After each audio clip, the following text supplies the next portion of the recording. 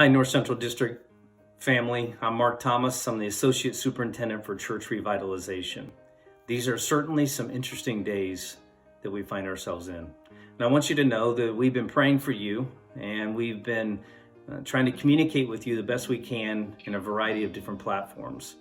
One thing we've had the opportunity to do as well is watch what many of you are doing in social media and through video as you minister to your church and to your community. Like you, we're asking the question, what will the new normal look like for the church once we get past this pandemic? I have to be honest, I'm pretty excited about what it'll be like for your church as you anticipate the gathering together again as people to worship together and be together face to face. I'm also excited about the passion level that you'll bring in your preaching. It certainly is one thing to preach to a group of people, and then it's certainly another thing to preach to your phone. And so I know you're already passionate in preaching, and I anticipate that to even grow as you get to engage with your people once again. So we have many things happening in the district, and we could highlight many churches and what you're doing evangelistically and ministering to your own people. But there's one church we're going to highlight today. It's the Freshwater Church in Waconia in St. Bonifacius. And they've engaged their online community in what they call Be the Village. Take a look.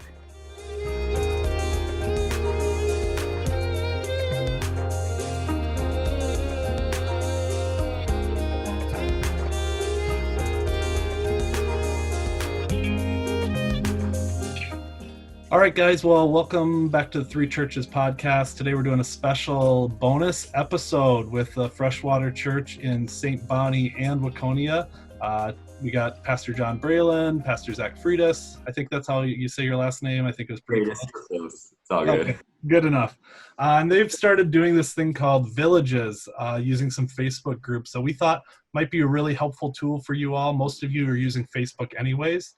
And this is along the lines less of how to run a service and more how to mobilize your people to be the church where they are. So John, let's start with you. What is a village? And maybe explain the concept to us. Sure. The church overnight changed from what we call platform ministry to pastoral ministry, and that's not my original term, but for years the church has always been focused on platform ministry. In other words, singing, lights, music, kids programming, youth programming, and delivering the best message you can, people who show up. But that paradigm shifted when they said, look, you can't meet anymore because of this pandemic. So automatically our shift instantly went to pastoral ministry. And the question is, how do you give equal care to people in your church when they're located geographically all over the place and you have to practice social distancing? So one of the things that we had to think through was, look, we don't want any logistics. Logistics can be a nightmare, like, for example, housing food or housing other supplies, toilet paper, or anything else that people need. Anytime you have to bring that to a central location, it takes all of this giant logistical effort, and then people have to drive and they have to find it, and there's a risk for people getting, catching COVID-19. So we thought, what if we were able to take pastoral ministry and just equip people to care for up to 50 other people in what we call a village? And so what we created was we asked people to step up and to be village moderators. You don't have to have any training for this. You don't have to have any special skills. We just said, would you be a village moderator? And we said the whole purpose of it, we explained it, was to take care of 50 people who are on your street, in your apartment complex, in your trailer park, in your townhome association, down your road, or maybe it's your small group, maybe your women's group, maybe your men's group, whatever. If you lead any of those ministries, start a village. And if you just want to start a village for your community, you can start a village. We'll help you to do that. Then the only caveat was that they had to make myself or Zach an administrator of that group so that we could connect everyone together on the Freshwater Facebook page. people said, well, what if we don't use Facebook? I said, well, you probably just need to get an account, even if it's just for the purpose of having a village. And most people, I mean, my neighbors signed up for a Facebook account. Actually, their kids put them on Facebook because, they don't know how to do it. It's irrelevant to them. But they're now on Facebook because their kids put it on Facebook, and now they're part of my village, or the Buck Lake Road Village. And it's a means, a village is that we can post encouraging things, videos, whatever. But primarily, if someone has a need, they can post it in their village, and someone else in this group of 50 people can simply respond to that need and say, I can meet that need, whether it's providing hamburger meat, providing hamburger buns, dishwashing soap, diapers of different sizes. Maybe it's even a pair of kids' clothing, or some other household cleaning product, or if someone needs some prescriptions picked up. So the needs are literally person to person instead of person to church, and church trying to find out the need back to the person.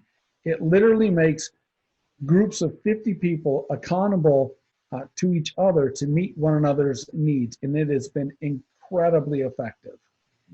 Wow. So it seems like the heart of this is mobilizing the church to be the church. Would that be what you're doing? Yeah, absolutely. John Stumbo did a video in one of his video blogs, and I don't remember if it was him or his daughter. It says, it's as if God has squeezed the church out of the building and into the world. And we really believe that. And for us, it's all about how can we do effective pastoral ministry and meet the needs of the multitudes in our community. And I'm not just talking about people in our church.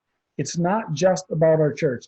It's about the church being the light to the community.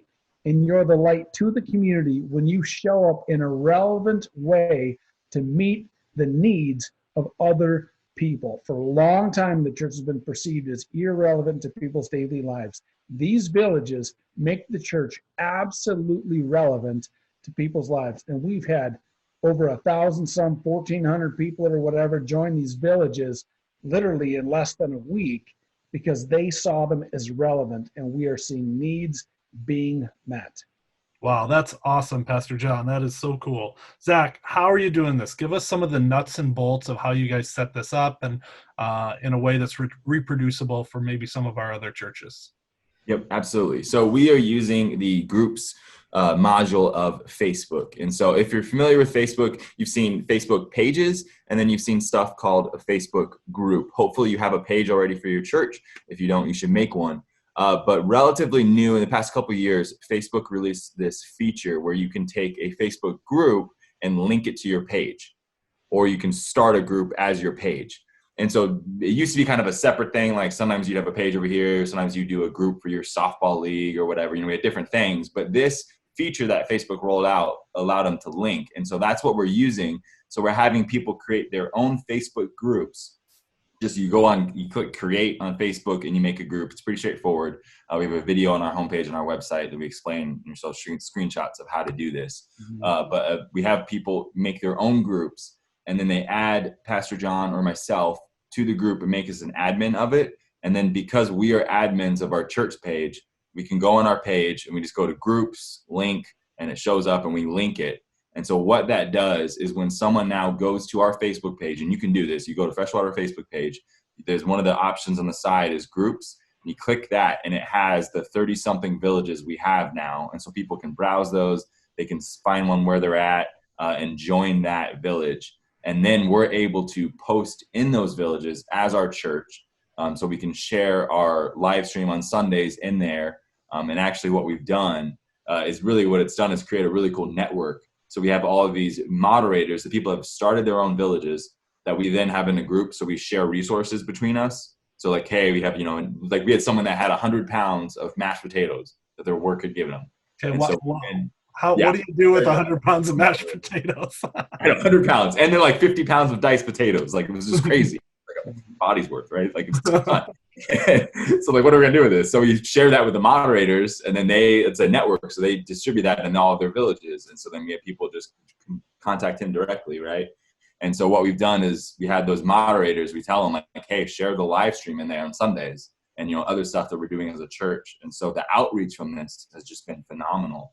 And I think we've had a ton of views on Sundays because of this, because people as John touched on, they're inviting people from their neighborhood, their community, to be in these villages. It's not just their church community, but it's a support for their neighbors. And so I'm friends now with people from my neighborhood on Facebook that I haven't met yet, but I'm connecting with them and in effect inviting them to church as I share our live stream. So that's kind of how we're using Facebook in a great mobilizing outreach way. That's awesome. Your notifications must be just out of control, you two. Yeah, it was insane. Like a week and a half. It's just like scrolling. It's so many. And, I'm glad I didn't try to contact you via Facebook. I might have gotten lost in the massive notifications. Yeah. So on those villages are all, people name them whatever they want, but they have to say this: my village.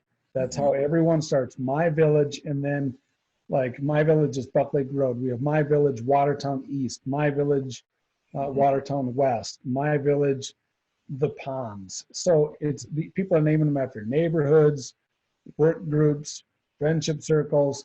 They're naming them after whatever they want. As long as it says my village, we don't care what they write after that, as long as it's Christian and holy. As long as it's something good that identifies their geographic location. We're saying network with people who are in close proximity to you so you can meet their needs. Don't network with someone in the middle of nowhere, Wisconsin or Alabama, because you can't immediately meet their need. But what we are seeing is we're seeing people in other states who used to be a part of Freshwater have actually started villages in their communities and are using this model. Actually, we did share it on a national level with another group of pastors too. So we know that this model works as people are starting to adopt it all over the country. But we've seen some of our groups start in other parts of the country, which is kind of cool. Mm-hmm. Do you have any particular personal story, John, that you've heard that you thought was really powerful or that you'd like to share with us? Yeah, I've got two stories related to it. And the first is that last week I went in and I had to go get some medical equipment. So I went in and I met with a person. I walked in the door and the lady behind the counter says, "Hey, I knew that name somewhere." And I'm like, "Oh, hey, I didn't know who it was." And I went and met with someone else to get this medical equipment. And I came back to sign papers with the person behind the desk. And she says, "Now I know where I saw you.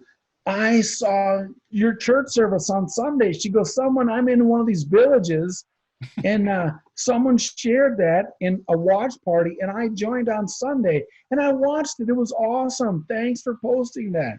Like, I had no idea who this person was, but because someone invited them to be a part of the village, ultimately they heard a biblical message in the gospel presentation. That's one. Another story is that we had a person who lives just south of us.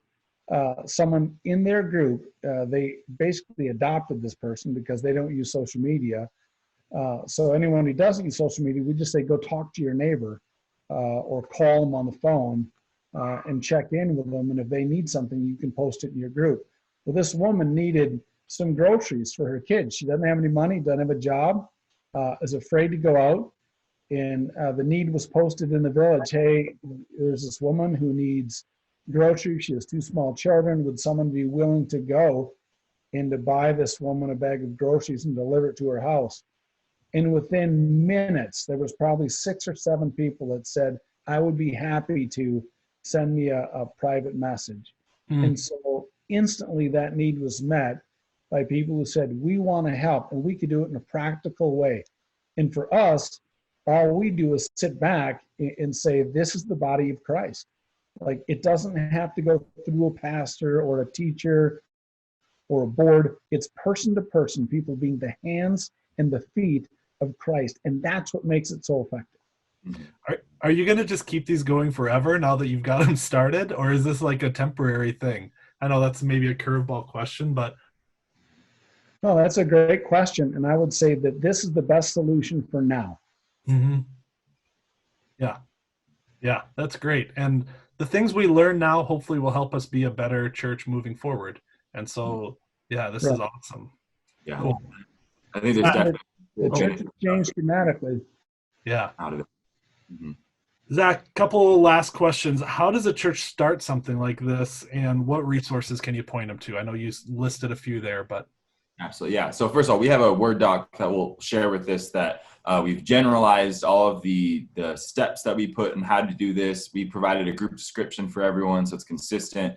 And so you can take that, put your church name in it, and roll with it.